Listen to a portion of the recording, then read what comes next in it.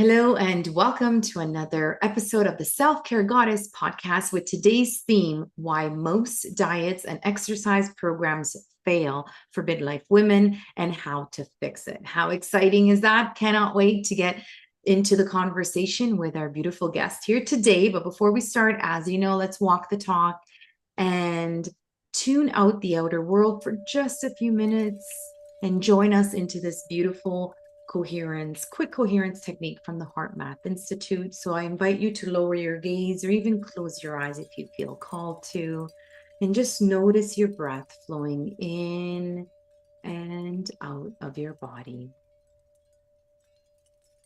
So maybe you're inhaling through the nose and exhaling softly with a sigh through the mouth, or you're inhaling and exhaling in through the nose and out through the nose, whatever you feel comfortable doing.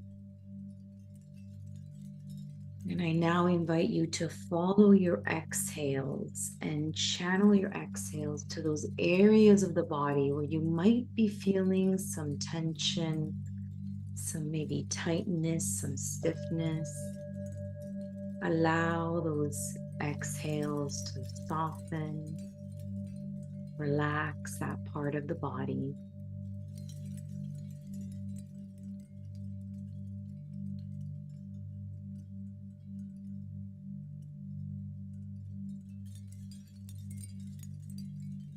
And now I invite you to channel the breath in the area of the heart. Allow the breath to flow in and out of your heart area. Where attention goes, energy flows. So let's energize this beautiful organ that's keeping you alive.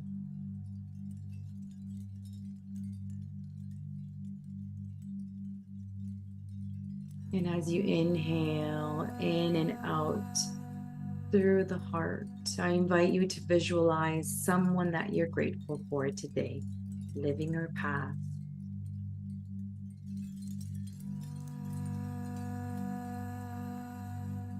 Visualize this person as if they were right here in front of you. And I invite you to send them all the love, the gratitude, and the appreciation for them being in your life.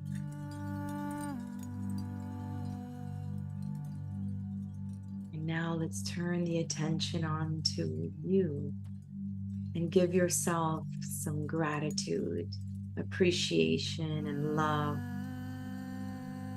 for being here, taking the time out of your busy day to listen to this podcast. You may learn something new. You may apply some of these recommendations and concepts. You may share this podcast with someone who may really benefit. So let's send ourselves all the love, the gratitude, the appreciation for being you.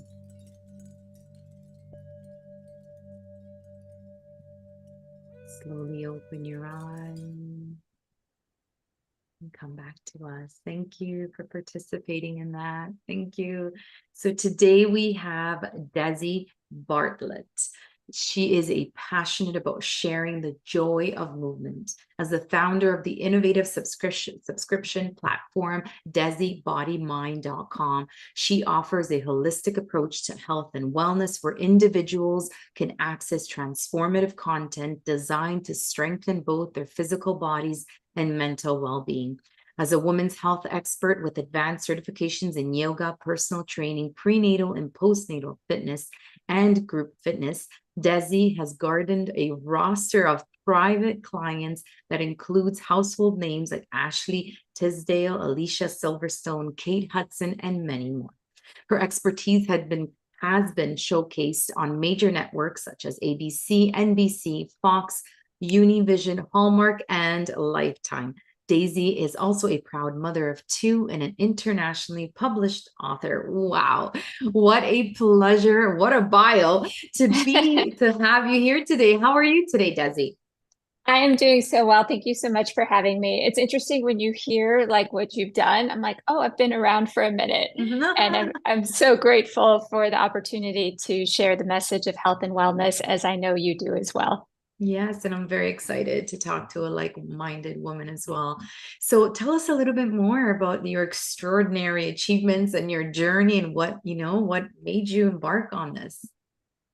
So I'm originally from downtown Chicago, and I was in school at the very beginning for mass communications, and I thought that I wanted to go into broadcasting. But during that time, I was still taking a lot of dance classes. I had a little bit of a knee injury. I went to the doctor, and he said to me, "You just need to strengthen your quads." And I said, "What's a quad?" And Mhm. as fate would have it, that same night, I met second place Miss Olympia, Jackie Paisley. This is back in the late 80s. And she said to me, she's like, I've got you. I'm going to take you to the gym. I'm going to teach you about your body. We're going to strengthen your quads and you're going to do great. And what happened as a result was I started to learn about kinesiology and exercise physiology, and I fell in love. I changed my major, I changed my life, and I've never looked back. Oh, wow, amazing. That's so interesting now that it's functional movement basically that the doctor, very wise doctor. Not a lot of doctors know that, right? When you go in with knee pain, they're like, "Oh, here's this pill."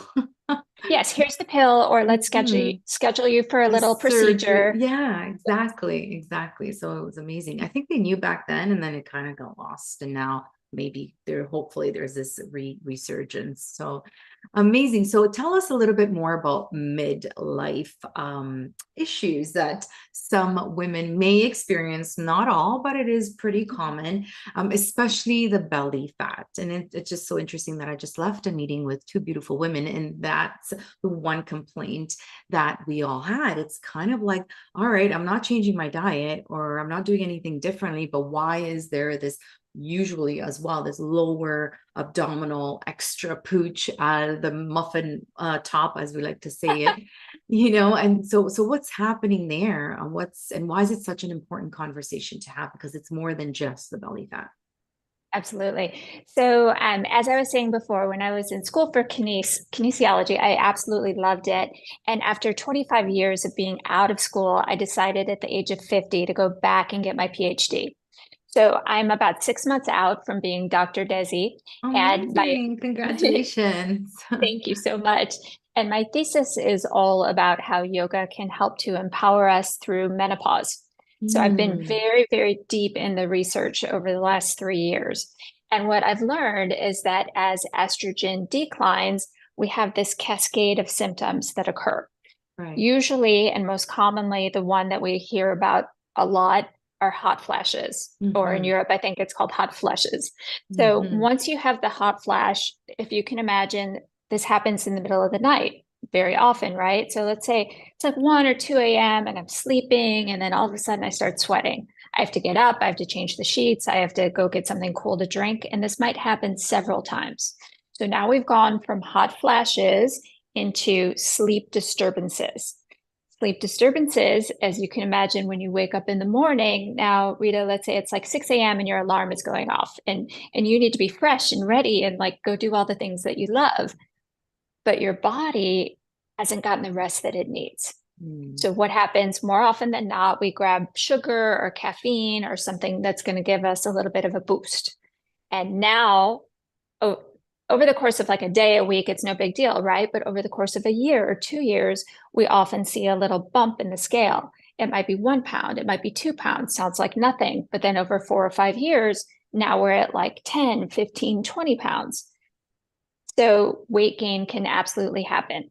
But separate from just weight gain, as you were saying, sometimes it's just in the belly and nothing has changed. And you're like, wait, I didn't do anything different.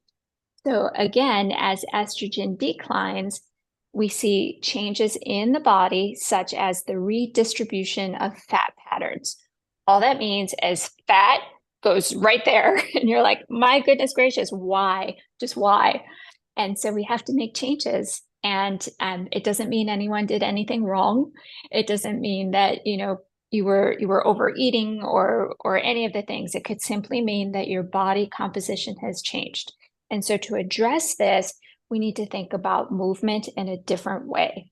And what I see more often than not with women around my age, I'm 52, is that they're still going for that like old-fashioned cardio and like, Mm. oh, I just got to burn more calories, or the calorie restriction, and I'm not going to eat that much. And if I don't eat all day and then I just have dinner, and there's this weird like mental trip that comes around restriction.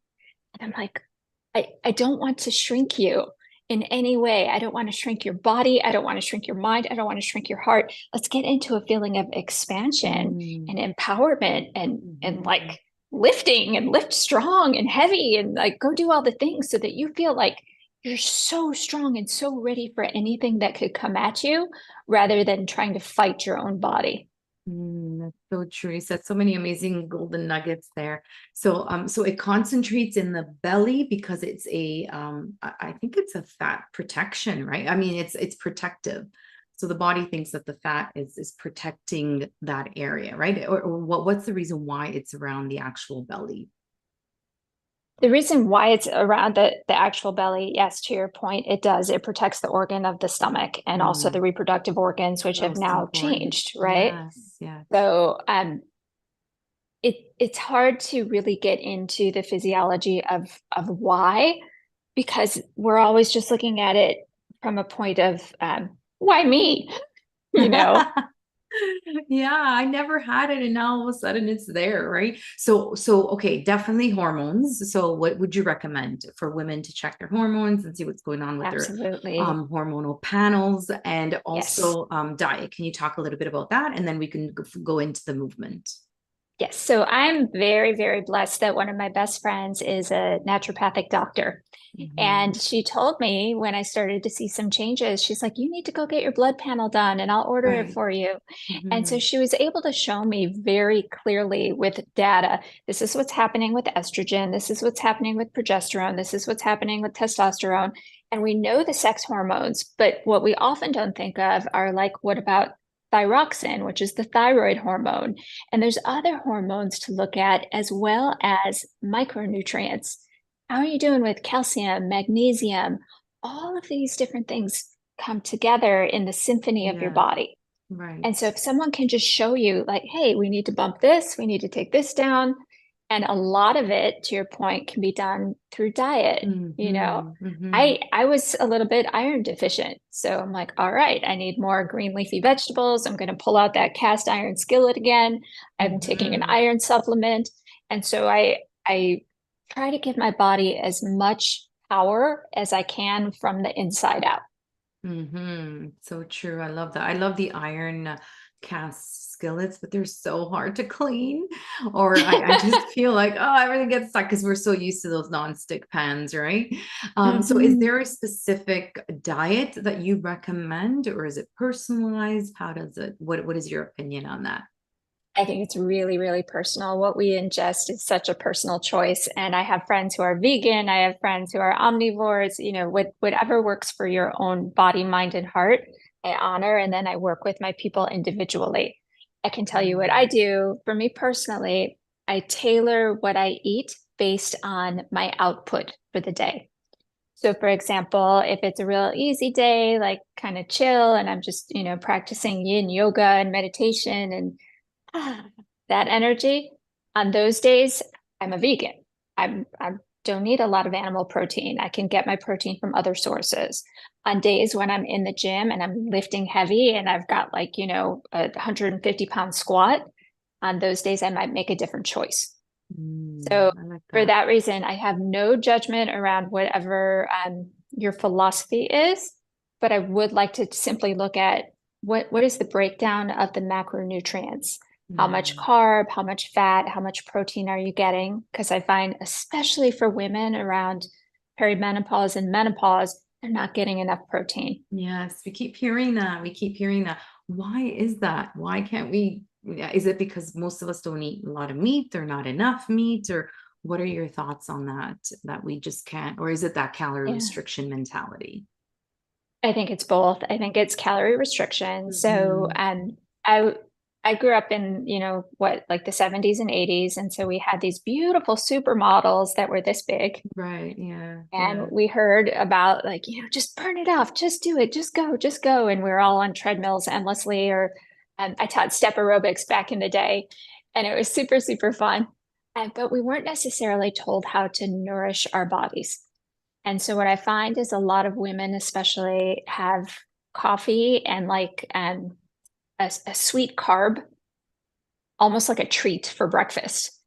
And I'm like, oh my gosh, your blood sugar is going up here. You're going to crash in 2 hours. If we just added some protein, if we put, maybe some like almond butter or gave you a protein shake or something like that, not only is it going to help feed your muscles and nourish your body, it's Mm. going to sustain your blood sugar levels, your glucose levels so that you don't crash. Mhm. It's so true.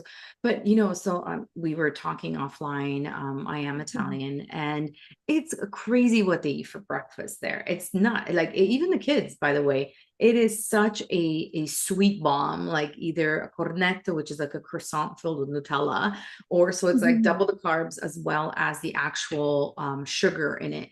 And most of them are thin. So what is do you have an opinion? And I know your husband's from Italy too. I'm sure Mhm. it's the same breakfast. Like they actually, when I tell them about what we eat for breakfast, they want to vomit. They're like, "Oh, we're not that hungry, first thing in the Ah! morning. All we want is our espresso and then like a croissant or maybe some Nutella on the croissant." So what are your thoughts on there? Why aren't they as obese as most North Americans are? I think that our food is processed differently, Mm, especially in the US and North America in general. yeah, And what I okay. found when I spent time in Europe in the past, I found I could eat anything that I wanted, and that's a combination of very, very fresh ingredients and Mm, not this ultra processed stuff that we're buying off the shelf that could be shelf stable for the next decade if it needed to be. right. And then also, there's a lot more movement. You see a lot of Europeans who Yes, are walking to work a and who lot. are, walking to Mm, the restaurant in the evening with their family. So it's mhm. a different rhythm of life. It doesn't make our rhythm bad. It just means that we need to be mindful of like what is our output, and Right. and how can we add a little bit more movement. It's so true. And there's an actual word, I don't know if you know this, la passeggiata, that we do after dinner, right? So we wait a little bit. We have our espresso. I don't, because I can't, then I won't be able to sleep if I have it later than 3 o'clock.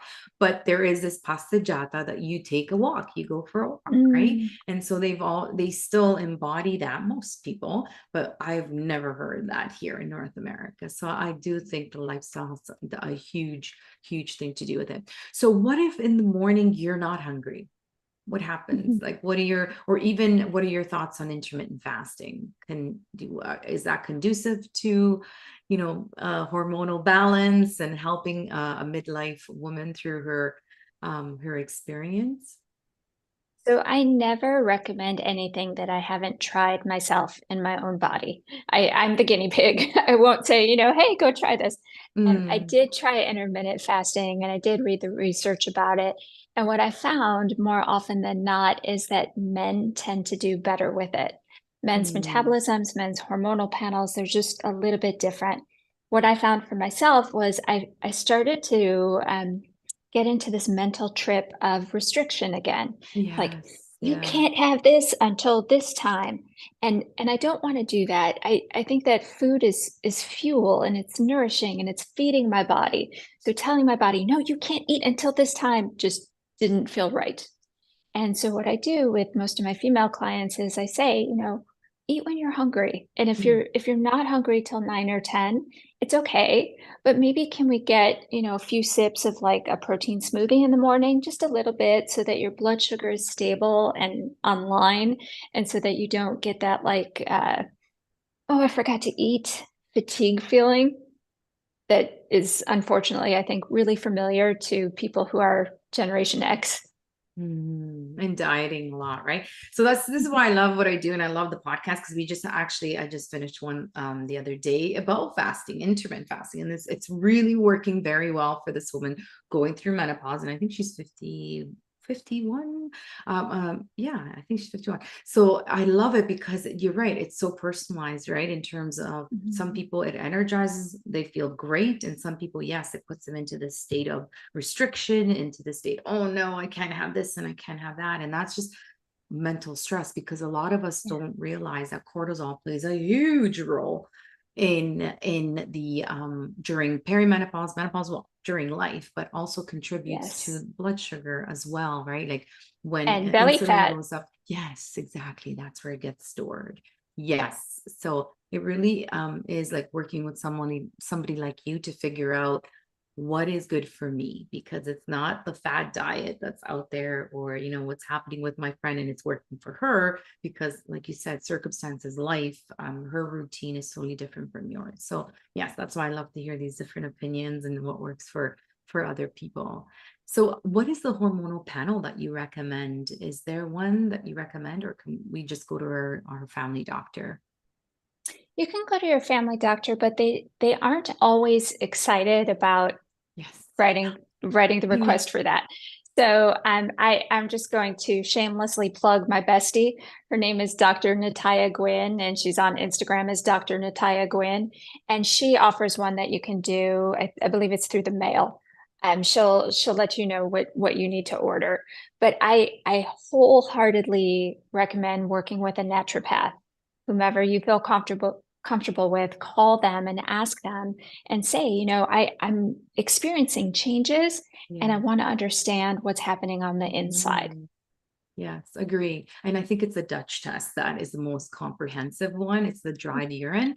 And also, it's such a good baseline for women to do before they enter menopause, just so that you know what's happening with your body. So I am a big proponent of testing, and I want to know. I'm very like anal to like test every single year, understand what's going on with my hormones. And this was even before I got into the wellness space. So yes, I recommend that too. Get tested and work with somebody that can help you for sure to figure out what's going on, because our bodies, they give us signs and symptoms because something is off. So they don't just do it for any reason. Like something is out of whack, and just figure out what it is, do a little bit of root cause analysis, and then address it, right? And with your own little personalized protocol. So I'm And a it will yoga. go down. Oh, Mm-hmm. sorry. Oh I was no, it's just going to fine. say estrogen will decline. Exactly. When we Yes. get to a certain age, it isn't wrong. This is what our bodies are designed Yes. to do. They're designed to change and evolve. But we don't have to go through some of those nasty side effects that many of us are going through, because exactly, right, it doesn't, I mean, although it's common, it's not a norm, right? We don't, I mean, I know my mom, she had Amen. 4 kids naturally. She went through menopause and she didn't even know, like she went early because she had a hysterectomy, no hormone replacement therapy, none of that stuff. And I think a Mhm. lot of it has to do with mental too. Like she's just a Yeah. very tough woman, mentally, just she's been through a lot and just very tough. And so a lot of it is also mental. And I know we're going to talk a little bit about that too. So yeah, actually, let me ask you this. What are your thoughts on hormonal replacement therapy? I think again, it's so personal. Some women thrive with it and other women do not. And there was a lot of research about 20 years ago that said it was very dangerous and it tied it to an increase in breast cancer. And that particular study has now been debunked in terms of the Mm-hmm. methodology. But what it did was it scared the heck out of women for 2 decades. And so now we have to do our homework and we need to learn, okay, why did it scare us?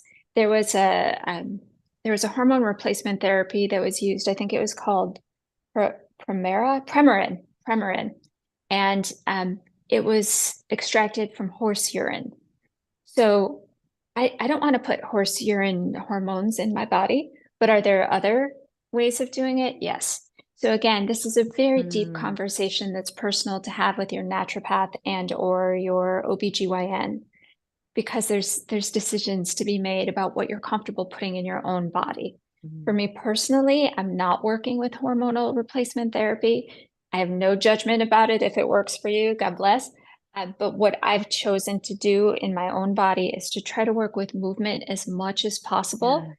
and let that be what is helping me to move through this passage in a really comfortable way. Yes, and let's talk about that. Nice segue into movement, which is for me a very important pillar. I have the 6 pillars of self-care and movement. I call it joyful movement. So it's not just the 1 hour in yoga or 1 hour at the gym, but really incorporating movement with everything that you do through it. Like exactly like they live in Europe, right? I mean, if we can actually walk somewhere, then choose to walk, or maybe to do the stairs instead of the elevators. Like we know all this stuff, but it's not commonplace here in North America, in my opinion, right? So just really normalizing that movement is so good for you. So what are some things that you recommend for women to help them during perimenopause and then transition into menopause when it comes to movement? I love what you were saying about letting it be a joy. Hmm. And I just in the same way that I don't want to restrict you from you can't eat from this time to that time. I don't want to tell you have to lift this amount of weight and you have to move and you have to go. What do you like to do? Yeah, And exactly. do you enjoy dancing? Do you enjoy yoga? Do you Mm. enjoy lifting weights? Like let's start there and let's build on that joy of movement so it doesn't feel like a chore. This is not something I have to do. This is something I get to do. Mm. I love But that mindset. especially during menopause, lift some weights, please. Just please. It will help. I promise, I promise, I promise, especially with the redistribution of belly fat. And we need to Mm. be resistance training, even if it's only using the resistance of our own body, whether it's lunges, squats, leg lifts, all the things.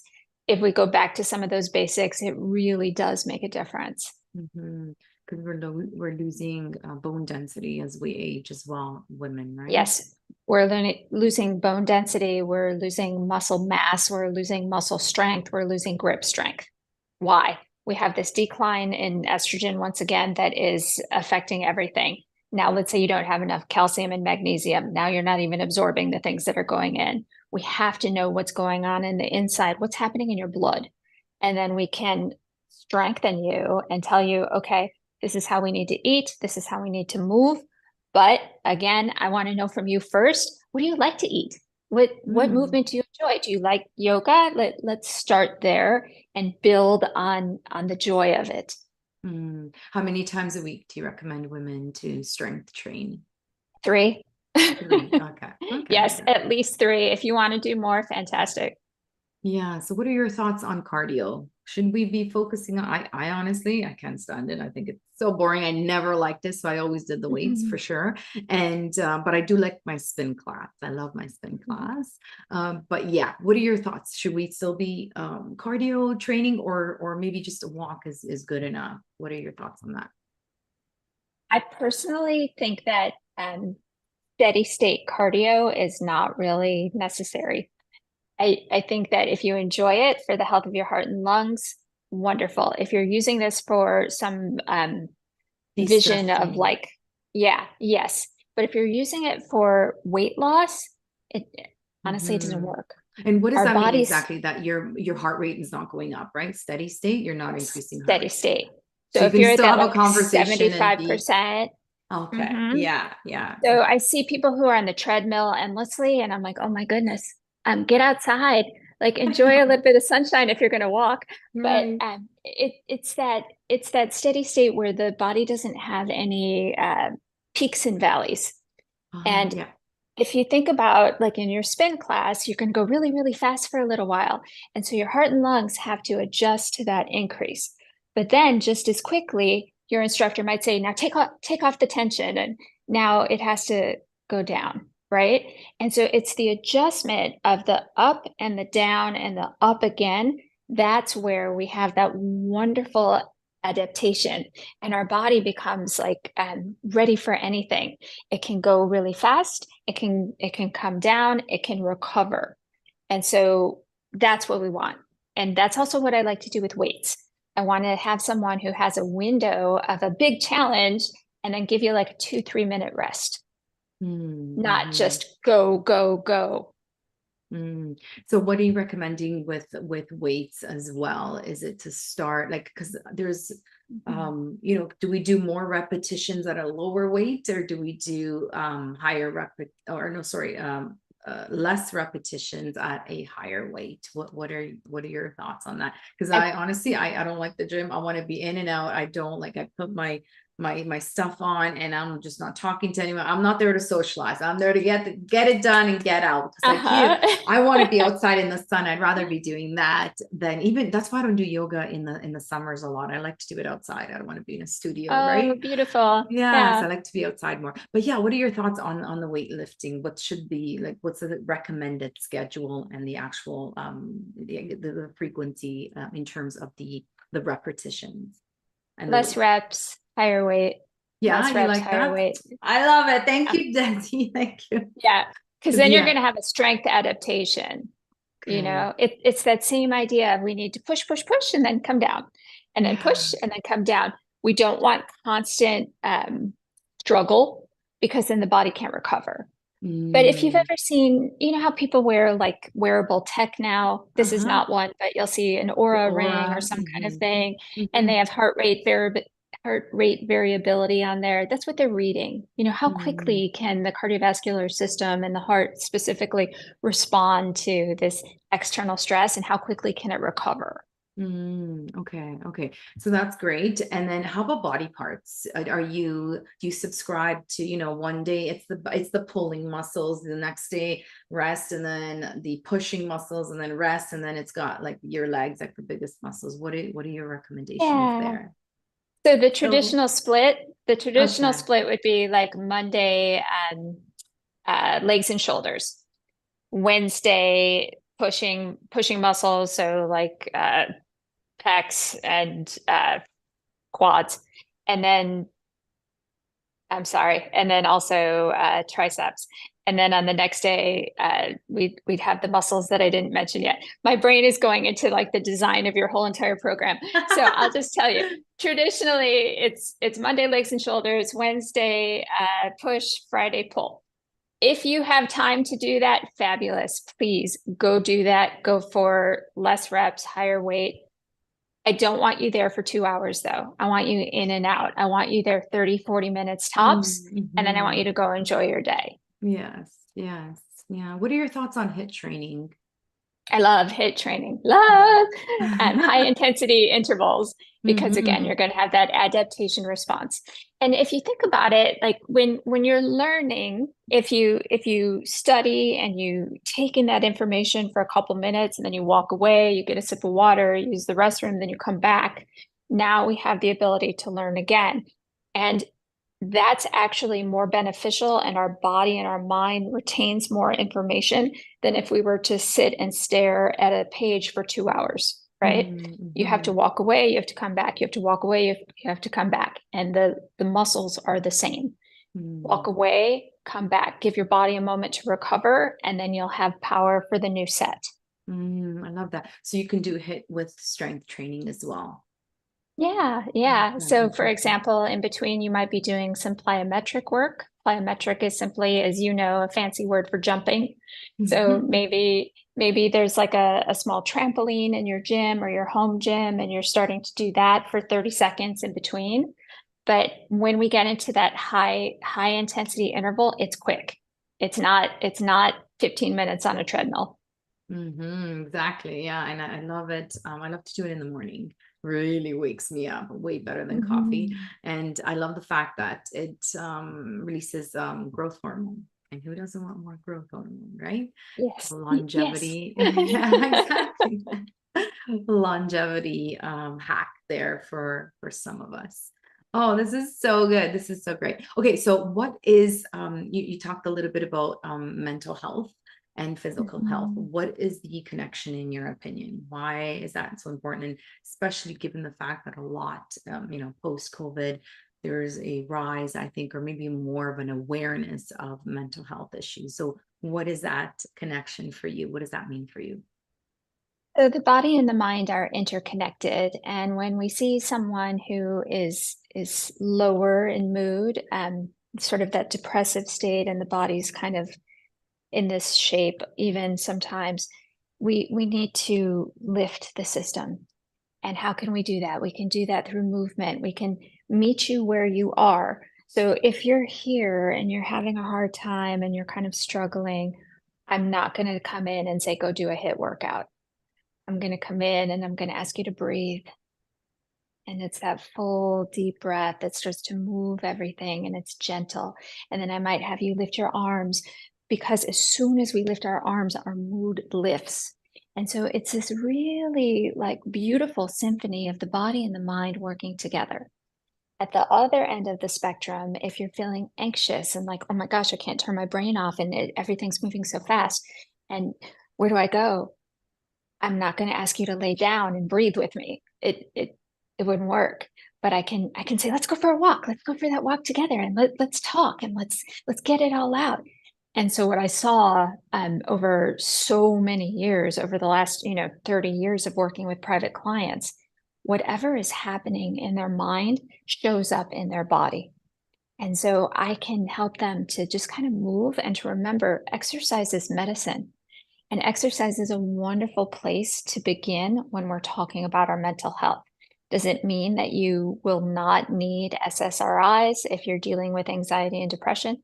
No, but let's start with the most gentle intervention and then make our way up to that.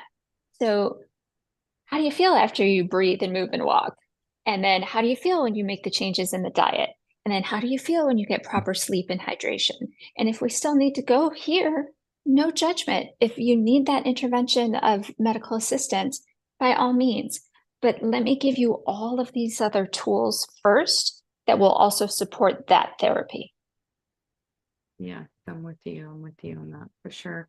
Do the holistic stuff first and see how your body reacts. And I always say, remove the interference and your body will self-heal naturally. But you're right. Mhm. Some people may need that extra assistance that can really help them either supplement, augment, but let's not start there, right? Because there's just so much more we can do. And so I love that.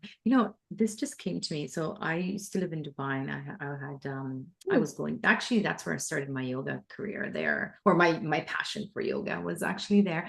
And my teacher, he was from India. He would tell me never to do strength training because I'm really tightening the muscles. I know. He's like, there's enough strength training that you do with body weight, right? With yoga and lifting your body and doing all of these funky moves and stuff and asanas. So you as a yoga obviously instructor and movement coach, you don't recommend that, right? Like you still recommend people to do the strength training piece. 100%. There are 5 components of fitness. There is muscular strength, muscular endurance, cardiovascular endurance, flexibility, and nutrition. I want you to be strong in all of these. When the body is too limber, too flexible, can go beyond the normal range of motion, we're also at risk for injury. It's called Correct. hypermobility. If we're at the other end of the spectrum and we're so tight that we can't even, open the chest enough to do a proper chest press, we're at risk for injury. So we need to find, as the Buddha said, the middle way. And we need the balance of strength and flexibility working together. And like you said, sometimes we may need that down regulation of the nervous system. So we'll need maybe yin yoga or, Yeah. restorative yoga or breathing techniques, right? Pranayama. And then when we want to upregulate, that's when we do the HIIT training. And we need a balance of that. Like, honestly, it's all about moderation and it's all about keeping the balance in check and just doing these beautiful holistic things all together. Because I tell this to my clients a lot too, is everything matters. Like everything you do, every decision you make, whatever you put at the end of that fork, like everything matters. It's not just one thing. So when people ask me, so what should I do to, lose weight or get healthy? I'm like, whoa, I need like a couple of, hours with you to figure out Yes. what is good for you, because everything matters. Like even our thoughts, like you said, mental health is so connected to your physical health. And even the breath, right? The breath can change your state and your state can Mhm. change your breath. So everything is just this beautiful interconnectedness, right? So it's so amazing. And the more you experience it, the more you're like, wow, I do have so much control, right? So I just tell people nobody Yes. can take away your peace. Nothing can really trigger you if you can control your breath, just literally give yourself those 2 seconds, or maybe move your body, just change that state. Right. So Yes. what are your Yes. thoughts on dancing and ecstatic dance? I don't know if you have experienced that. I love it, Desi. I think it's just so amazing. Like we're just dancing to express, not to impress. And after a certain age, you kind of, people look like, you're still dancing, like what's wrong with you? And I'm like, no, I love dancing. And when I used to go clubbing, I never really did it to like pick up guys. I did it because I loved the, like, you just feel so good right after. My hair would be out to here. It was still the days when smoking was allowed indoors. Ugh. I remember just like going to sleep and just smelling the smoke and my ears would be ringing. But I loved the experience. And I'm like, just because I'm over 40 doesn't mean that I have to stop dancing. So what are your thoughts on that? Like, how can somebody incorporate, like you said, find out what you love and incorporate it into Mhm. your daily routine? Dance has been around since the beginning of time, and I think that there's a reason for it. It helps our body to ebb and to flow and to move in such a way that you're dancing with life. Yeah. And you make a lot of the shapes and a lot of the rhythm that comes from nature. I live on the island of Oahu, and sometimes when I'm at the beach in the morning, I'll find myself just flowing and dancing because it's what I'm inspired by. When I see the sunrise and then the birds and then the palm trees, I'm like, how can I not move with this? This is Mm. this is how we're meant to move. And so I love it personally, and I encourage everyone to dance. Like, just crank up the music in your living room if you feel embarrassed about going out and dancing. I attend a Zumba class sometimes. I'm by far the youngest person. I think Oh, everyone in that room is like in their 70s and 80s, except for me. amazing. And I see how vibrant they are and Mhm. how they smile. And I'm like, oh my goodness, y'all, you found the secret. Yes, it's so true. And it's so good for your brain, the coordination, like to keep up, even Mhm. ballroom dancing and any type of dancing too, like salsa. Like I highly recommend it. I love If salsa. you're, oh yeah, yeah. I wanna like I started learning how to do it and then I got into bachata. Have you tried Oh bachata? yeah. Uh-huh, I have. Very nice So too. Yeah. many, many years ago, I've been, pardon me, I've been in health and fitness for like 3 decades now, and I did DVDs back when DVDs were a thing. Um, I Yeah, I did, remember those.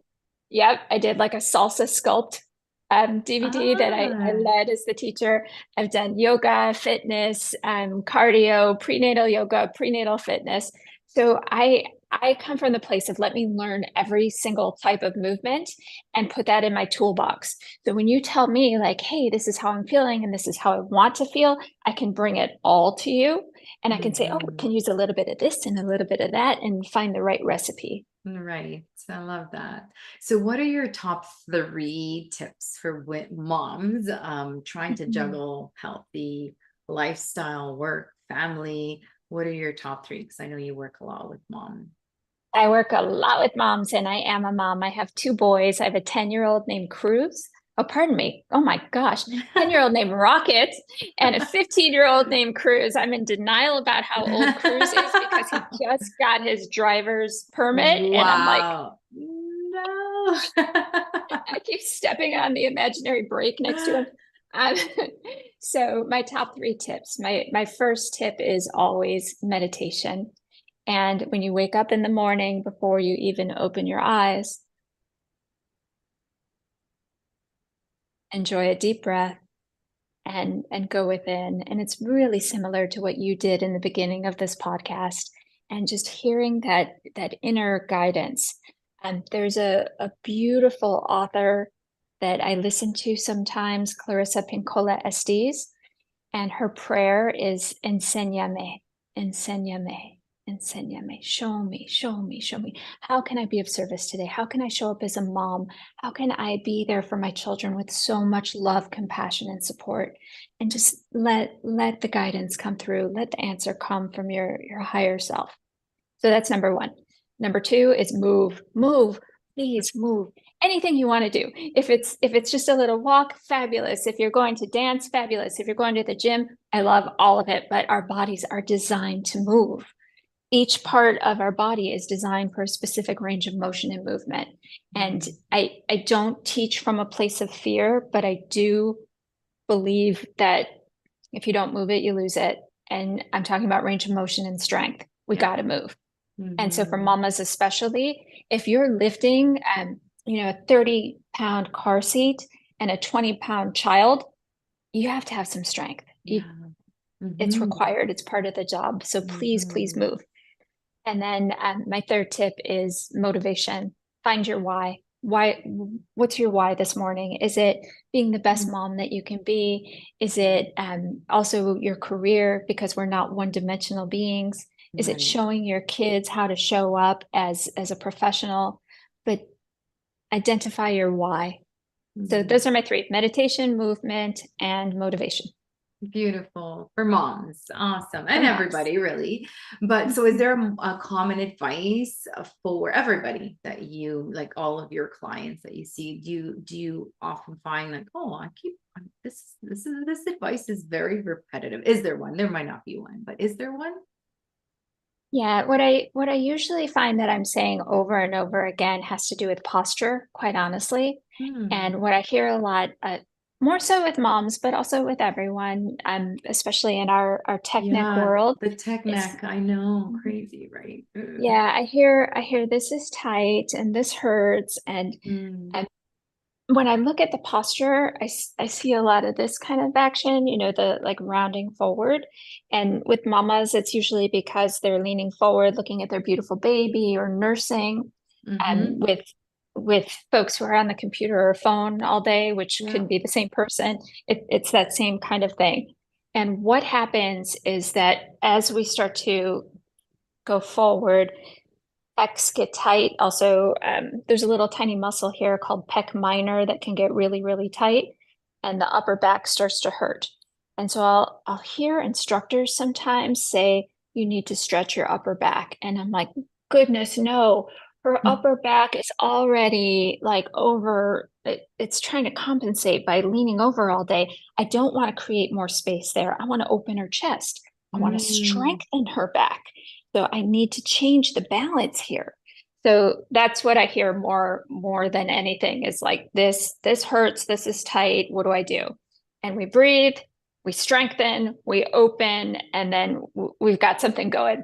Mm. So opening your chest and Opening the chest, strengthening the the posture breath. muscles, your rhomboids, and Mm-hmm. finding that full deep breath. Because think about it, if your chest is collapsed, you can't get that full deep No inhalation. way. Mm-hmm. And it's interesting because I've went really deep into being a functional breathing coach into the respiratory Mm. system and the diaphragm, and 25% of patients with lower back pain Mm.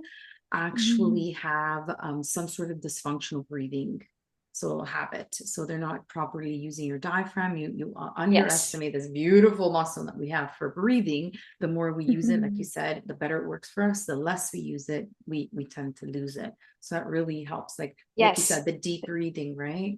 Helps with It's your that inner core. So you've exactly. got the diaphragm at the top, the pelvic floor at the bottom, Mm-hmm. the transverse abdominis in the front, your belly, and the multifidus in the back. All of that has to work together. When you inhale, this moves down, this opens. When you exhale, this contracts, this moves up to push Yeah. the breath in and out. Mm-hmm. And Mm-hmm. people don't often understand the mechanics of breathing. And especially for those of us who grew up with like supermodel generation or the smokers in the clubs, where they drag, they suck in. It's always Yeah. sucked in, it's cinched Yeah. in. So yeah, Exactly. Yeah. kind of breathe. Yeah, relax and let it go for sure, for sure. But I think more and more people are realizing this, or at least incorporating some sort of functional breathing into their daily life. I hope. I mean, my dream is to have as many breathwork studios as there are yoga studios in the world. So I would love to see that. People, oh, I'm going to my breathing class, Oh my So that goodness, Rita, I think you need to start that, please. I'm trying. I really am. So amazing. So I'm curious, Desi, is there a common advice, or not common advice, the best advice that you've ever been given that still holds true today? End every sentence, especially if it's about your body, with the words for now. Oh, I'm brilliant. tired for now. I'm Mm. happy for now. I'm going through all this and I don't see the end for now. Just put for now at the end. Wow, that's powerful. I've never heard that. Who gave you that advice? Do you remember? I do. Her name is Donna Holleran, and she is a child development specialist. And Mm. so basically, I went to her to learn how to be a mom of an infant. And she would tell us all the time, when you're feeling lost and my baby won't sleep for now. Yeah, that's so powerful. I can see it right away working because it changes that mindset, right? That it's everything is temporary, nothing is permanent. Like this too shall pass type of thing, right? Yes. Amazing. Yeah. And that is interesting, right? Desi, like nobody gives us a course on how to be parents. And that's why most of us, have these little T traumas, or maybe some of us big T traumas because our parents didn't know any better. And it's not about blaming them. Of course, they did with the resources they had, but I just do Yeah. wish that there was like courses that they teach us in school, like how to be good parents, right? Maybe one day. Very much so. And how to feel good during pregnancy and to Yeah. celebrate the changes in your body and that beautiful baby that's coming through. And that to Mhm. expand in that way it's so it's a gift and a privilege. Miracle, right? It's such a Mm. miracle. Yeah, I love that. So, what I know you've read many, and of course, you have some amazing books as well. So, besides your books, what are the most influential books that maybe one? Let's do one, just because I do collect these, and then after the season, we recommend them as recommended reads to our listeners and viewers. What is the most influential book that you've read so far? So this goes back to the woman who has the prayer of Enséñame, Is Clarissa she Pinkola Spanish? Estes.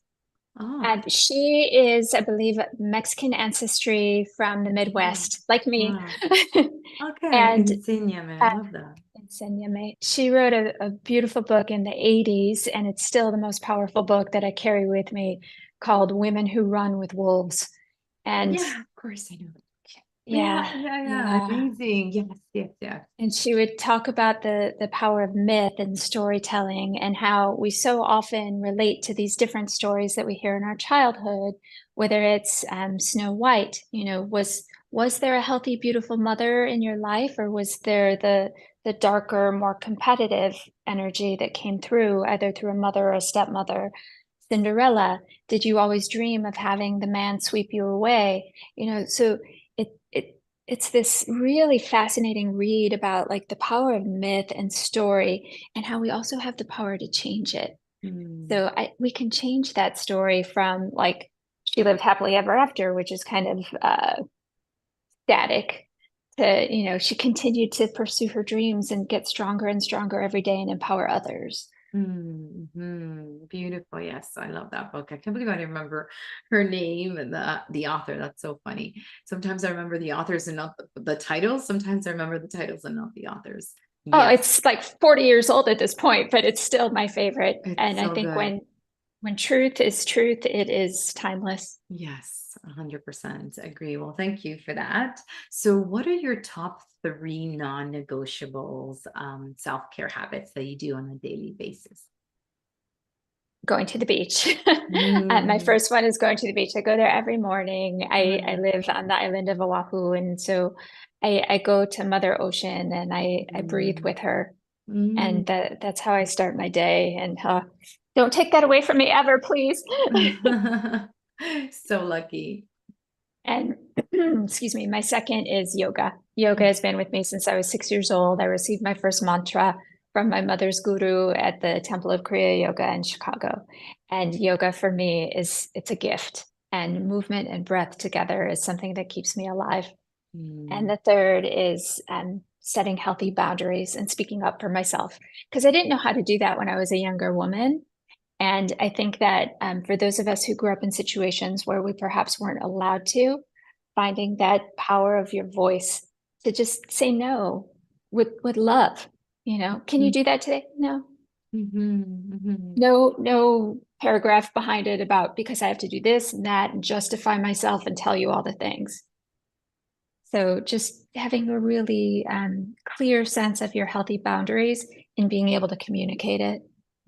And I feel as we get more experience with life, we tend to be a little bit Mhm. more comfortable with that. And although part of me says, "Oh, I wish I had learned this earlier," I'm not sure if I would be able to express it as much as I do now, having lived through the experiences that I've lived. And this is why I love in Japan, they call menopause the second spring, where the Oh, kids Isn't that cool? Like the kids, not Very something cool. looked down upon or taboo, or like, like in the North American culture. Mhm. It's something like, you have time now for you and to speak your mind and to really embrace your voice and what you want to do compared to, having to take care of the kids and having to worry about what's going on with them. So I love that. I love that. And I I think have a setting funny that. story. Yeah, go ahead. So, really quickly, my teenager, he was in sex ed, and they divide at his school, they divide it into 2 days. So there's one day for the boys and one day for the girls, but everyone attends. And he said on the girls' day, the teacher asked, what is it called when a woman no longer has her cycle? And he's like, Mom, none of the girls raised their hands. And I said, So what did you do? And he's like, I raised my hand and I said, It's called menopause. And the time right before is called perimenopause. Yes. That's awesome. Aw, that's awesome. That But means to your point, we need to educate, right? yes, and talk about it and like normalize the conversation. And it's not something to be ashamed of because we are all going to go through it, right? At some point. Mhm. So, yes, I love that. So, what is your legacy, Desi? What do you want to be known for? So I am very passionate about helping women through the different transitions of life, whether Mhm. it's pregnancy. I wrote a book called Your Strong, Sexy Pregnancy, a yoga and fitness guide, or perimenopause and menopause. I wrote a second book, Total Body Beautiful, Secrets to Looking and Feeling Your Best After 35. But this also includes, is it the transition of finding your power?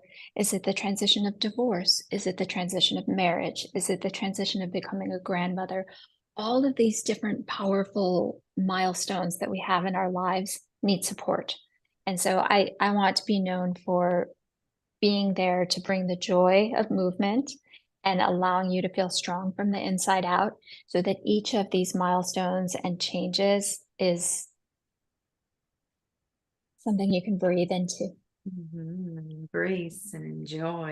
And Mm, yes, I love that. That's beautiful. Well, you're definitely well on your way to doing that and really living thank you. out this legacy for sure. Thank you.